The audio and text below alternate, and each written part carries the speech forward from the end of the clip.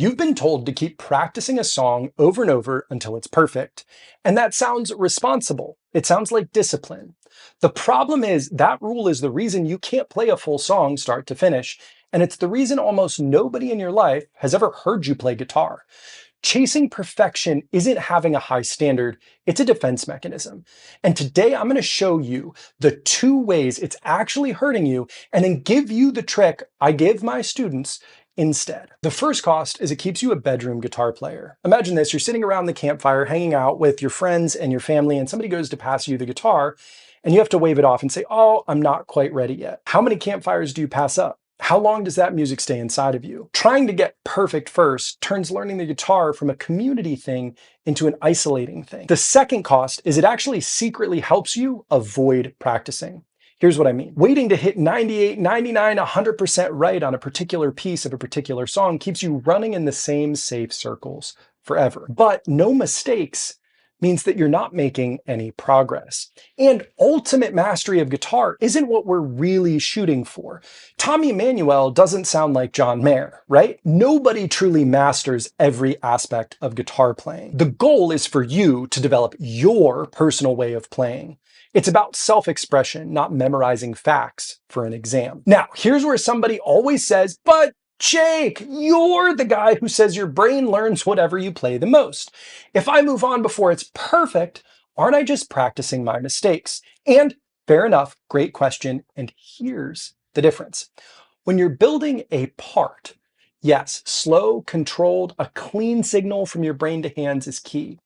But once you can play something at about 80, 85% correctly, staying there isn't really helping anymore. It's hiding.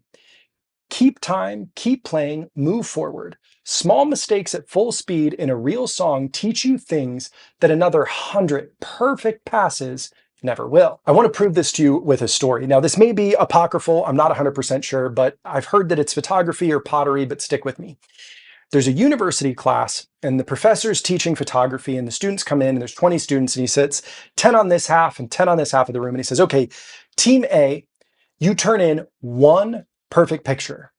I'm giving you 3 rolls of film. You have to work all semester to get one perfect picture. Your grade is based on how good that one picture is. Now, team B, I'm going to give you as much film as you want. You take as many pictures as you want. As many pictures as you turn in, that's your grade, right? So whoever turns in the most gets the highest marks." Now, the thing that was interesting about this is without fail, group B had the better pictures, even though group's A only goal was to have the better pictures. Now, why was that? Because group B had the permission to try, to fail, to experiment, to do new things. And they probably took a dozen pictures where they tried something new with lighting that was pretty miserable. But one of the experiments turned out. And so on and so forth over the course of 3-6 months. And now we see how much progress we've made. The same is true on guitar. You won't ever play a song as well as you can until you've played it through 10, 20, or 100 times imperfectly. So I call this the 85% rule. If I can play something at 85% accuracy, that means I'm still making some mistakes. That means things aren't perfect, but it means I'm not having any train wrecks where I completely have to stop and restart and I lose my place. And it means too, somebody listening or me hearing it on a recording, I would know what I was playing.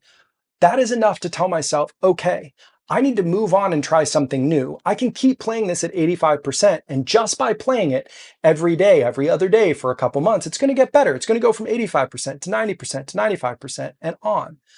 But I'm going to get better faster by learning something brand new than I am trying to get that last little bit out of this one song.